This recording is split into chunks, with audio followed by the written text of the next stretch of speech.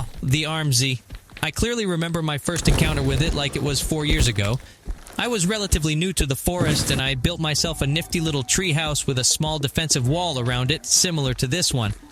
I thought it was all I needed to keep me safe from those pesky cannibals. Anyways, long story short, a few days later, an Armsy did this to my base.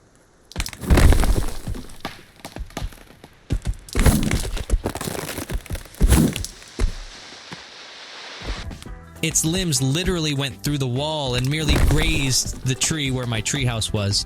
And the whole thing literally crumbled like a house of cards. So when patch 8 dropped, I was so excited that the Armsy was making a comeback. In this video, we will be comparing the OG Armsy to the new one. Believe me, appearance aside, there is a huge disparity between the two. Full disclosure, since the Armsy in SOTF is pretty new, I can't find anything about its stats, unlike the OG Armsy, so I can't present numbers as points of comparison between the two. So for this video, the comparison will be purely on actual test. Both have the same design features. Understandable, these are basically the same mutants after all. The only noticeable difference I can see is that the Sons of the Forest version has more of a natural skin tone and color and is more detailed, making it creepier than the OG.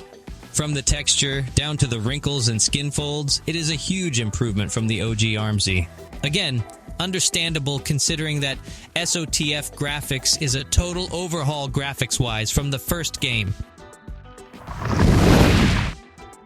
In the forest, the Armsy is one tanky creepy. For this comparison, I tested its tankiness 3 times for each of the weapons mentioned in this test.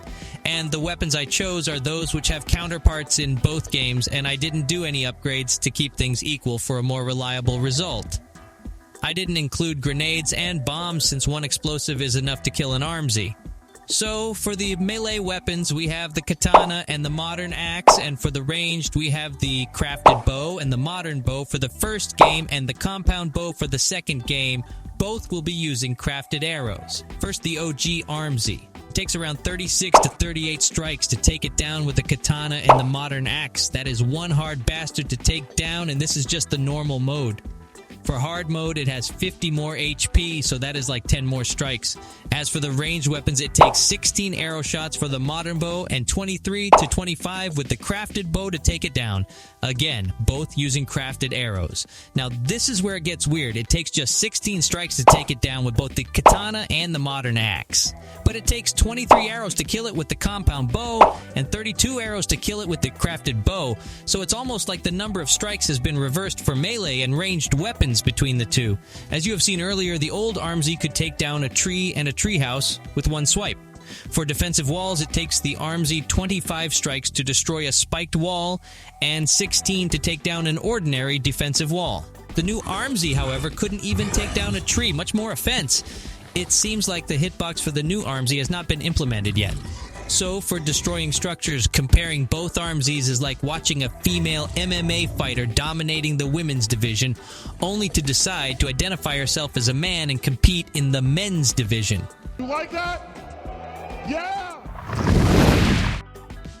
Anyways, for player damage, with full creepy armor, it takes just 9 hits from the OG Armsy to kill a player. As for the new Armsy, it took it 14 hits to take me down. Again, I tested it 3 times. As for spawn time, the OG Armsy, aside from those that inhabit the cave, start spawning in the world between 7 to 10 days on normal mode and earlier on hard mode. The new Armsy, on the other hand, only come out after the endgame. At first I found this bizarre, but after these tests, I have come to the conclusion that the Armsy in Sons of the Forest needs more work.